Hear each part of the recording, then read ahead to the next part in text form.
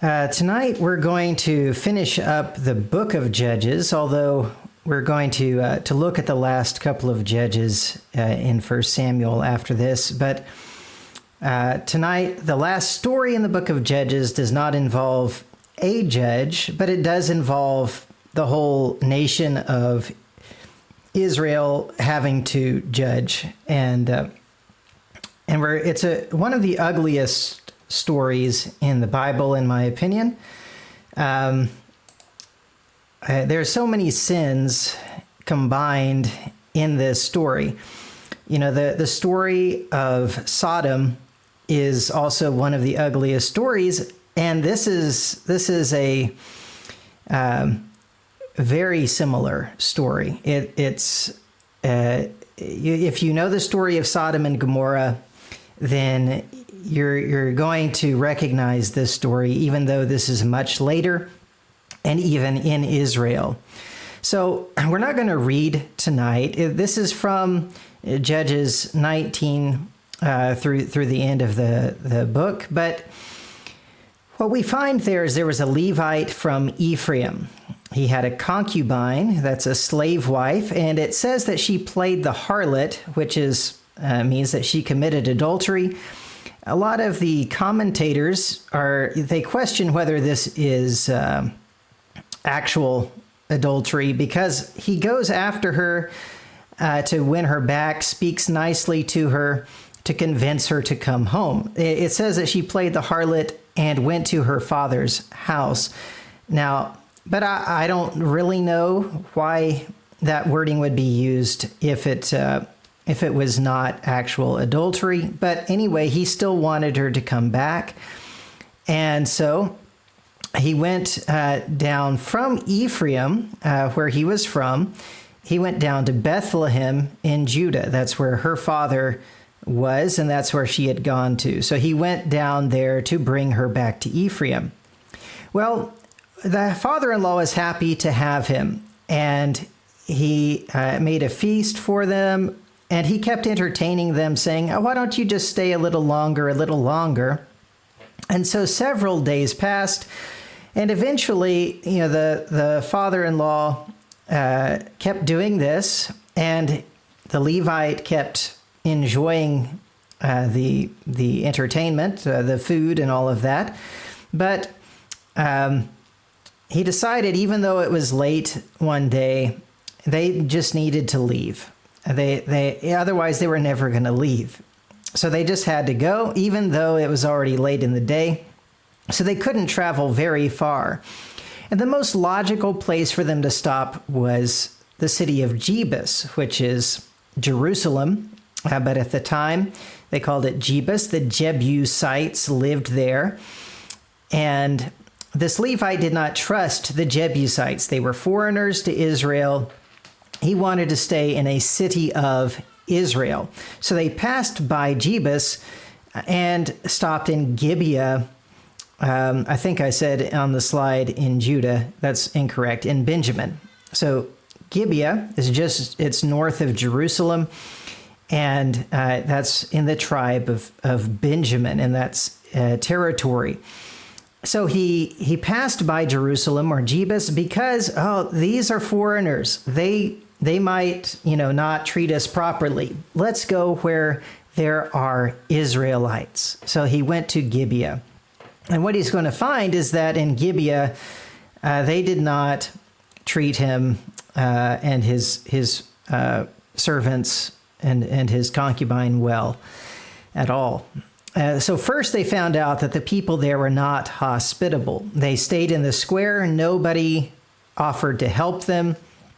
They were just going to be left asleep in the city square. And you find that type of attitude was in Sodom as well. According to Ezekiel 16 and verses 49 and 50, it says that the people of Sodom did not help the needy. They did not have that type of attitude. And then they committed this great sin of homosexuality and especially trying to sodomize the angels that came there. And so God destroyed them. But it starts off with this lack of concern for other people. How do you get to the point where you can rape someone, where you can sodomize someone? You have to be completely not thinking about the other person and what is good for them. There is no love. There is no concern. And that's what they found in Gibeah. Nobody cared about these strangers that came there, except for an old man who was not from there. He was from Ephraim, but he was living there, and he insisted that they come to his home for the night. Probably like Lot in Sodom, he knew it was not safe for them to stay in the square, so he said, you come to my house. But even though he took him to his house, there were perverted men who came, and they demanded that this old man send out the Levite, the man, so they could homosexually rape him, sodomize him. And later on, when he was telling about it, the Levite said they intended to kill him. And the old man did not entertain the idea of sending out the Levite. But, of course, he was afraid of these men. They could overpower them by force. And so he said, well, I have a virgin daughter, and the Levite has this concubine. We can send them out, and you can do whatever you want to them, which is very similar to what Lot did in Sodom. He offered his daughters rather than these men who were actually angels. And while it seems awful, and it probably is awful, they're trying to do the less evil thing, or, try to get these people to do something less evil. Raping a woman is awful. It is horrible. It is terrible. But at least they saw that this is somehow less evil. I don't know how much less evil. Sin is sin, but it's less evil than homosexual rape was the idea, it seems, to them. But no matter what, this was going to be a horrible thing. And these men were perverted. They insisted, no, send the man out. But instead, the Levite actually takes his concubine, pushes her outside to these men, shuts the door, and just leaves her to these men. And they raped her to death. And the Levite doesn't try to defend her. He doesn't try to do anything. He just waits till morning, gets up, goes out, tells her to get up, and then finds out that she's dead. And, it's pretty hard to overlook his poor treatment of his wife here. Even if she was a slave wife, she was still his wife. And even if she was just a slave, she is a human being. The way that he treated her was unacceptable. But that's not the main focus of the story. The main focus of the story is the evil that these other men did to her. And so he took her body home back to Ephraim, and then he cut her body up into 12 pieces and sent the pieces of her body to the 12 tribes of Israel. He realized that what had happened here was shockingly evil, and he did something shocking to get the attention of all of Israel, and it worked. Everybody was shocked to get the body parts of his concubine, and they all come together. 400,000 soldiers of Israel came together, even from Gilead on the other side of the Jordan River. They came. They asked the Levite what happened, and after he explained it, they said, well, these men have to be punished. It is what they have done cannot go without punishment. There has to be punishment for this. And so they tell the tribe of Benjamin, turn over these evil men so we can put them to death. But the tribe of Benjamin says, no, we're going to go to war to defend these men. I don't believe the tribe of Benjamin thought that what these men did was acceptable, but what they were looking at is these are Benjamites, and we're not going to let anybody touch our people no matter what they've done, which is not a right attitude, but it's an attitude many people have. So all of Israel gets together at Mizpah, which is just south of on the southern side of Ephraim, right on the border with Benjamin. And they have 400,000 soldiers. Benjamin had 26,000 excellent soldiers. But I mean, that's a big difference. Israel has 400,000, Benjamin has 26,000. And Israel has God on their side.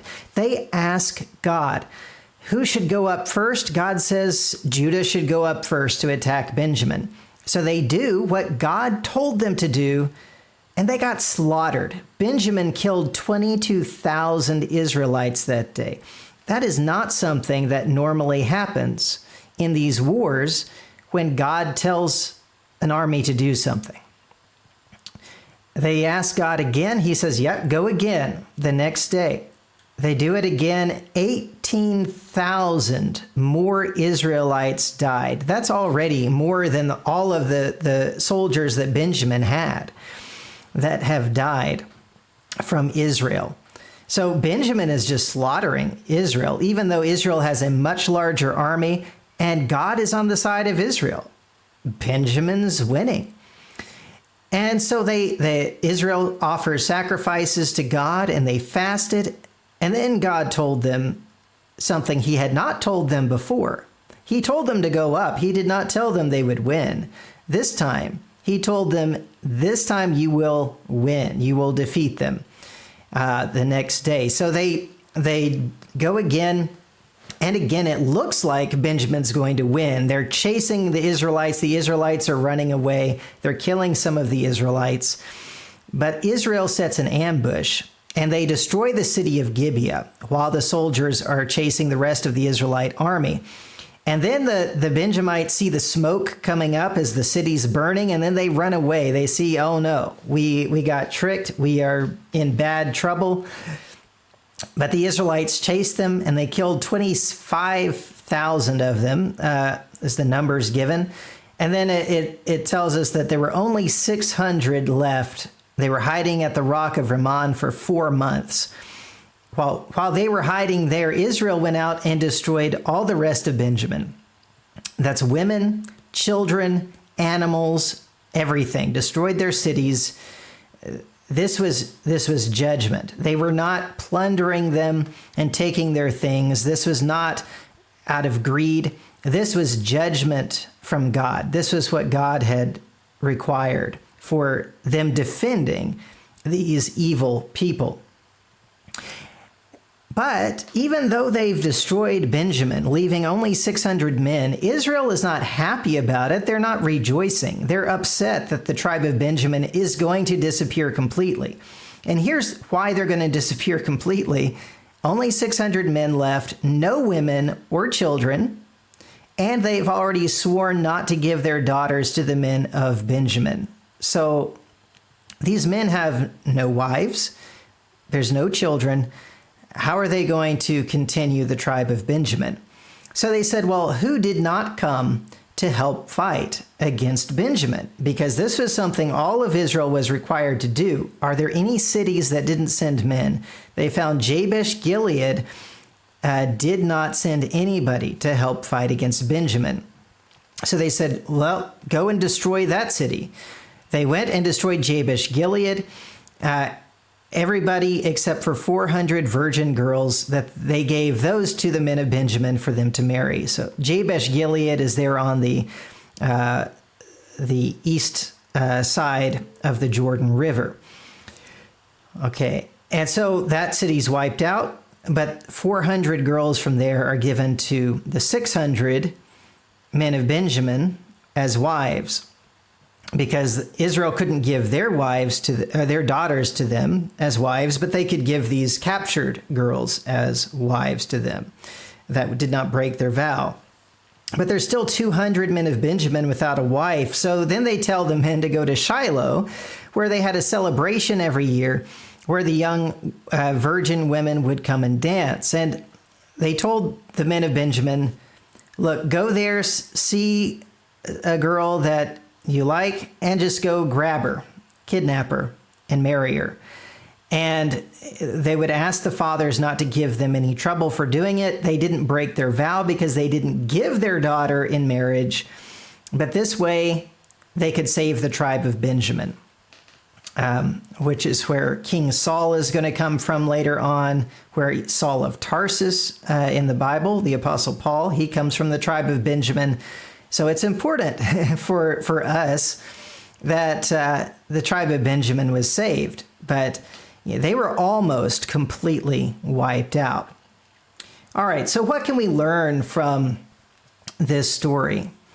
One thing is that we should be able to trust God's people more than the unbelievers, but sometimes they behave worse than the unbelievers. This Levite said, let's not stay in Jebus where these foreigners are. Let's go to where their Israelites are. Because, obviously they're going to behave properly, right? And yet they behaved worse than the people of Jebus would have behaved. And I think we also learn that if you don't know history, you repeat history. If the people of Gibeah knew the story of Sodom and really understood it, then I don't think that they could have become like they were, if they really took it to heart, at least. We need to know history and how God deals with people and take it to heart. Let it affect how we live. Even also when we do exactly what God tells us, like when they went to battle and they lost 22,000, 18,000 men, we might not have success when we do what God tells us to do, at least as we think of as success. But they were successful, weren't they? They did what God told them to do in spite of the problems, in spite of the death that was coming. That is success, really, the serving of God in the face of these things. But it may not look like success even when we do exactly what God tells us to do. Sometimes it looks like we're losing. But sin must be punished. That's another lesson here. They saw that this had to happen. We have to do it. Even if we die punishing them, we've got to punish them. But we have to do it for discipline, not for total destruction of the offender. They didn't want to wipe out the tribe of Benjamin. They wanted to punish the sin so this would never happen again. That's the purpose of discipline in the Lord's body. We're not trying to destroy the person. We're trying to make sure this doesn't happen again. And from Benjamin's side, they defended such horrible, horrible behavior. Maybe they didn't feel like they defended the behavior. They were just defending the people. But in the end, they were defending the behavior. Do not defend anyone's sin, even if they're your relatives or your friends. If you defend the sin of others, you're going to be punished with them. You're going to end up dying with them when the Lord brings judgment on them and those defending them.